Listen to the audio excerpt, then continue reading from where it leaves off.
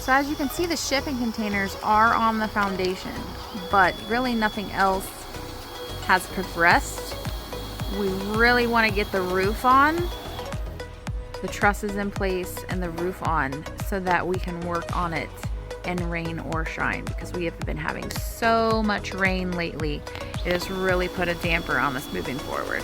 The architect that we hired drew up plans with 2x6 anchor plates bolted to the outside of the shipping containers. So that is what is going on right now.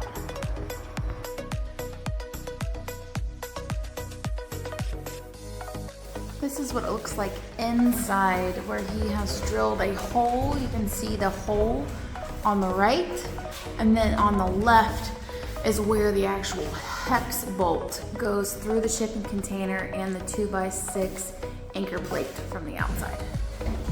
When you're drilling into this metal and you have your special bit, whatever oil you can use, I'm using bar chain oil. Just keep your bit lubricated or you'll eat your bit up quick.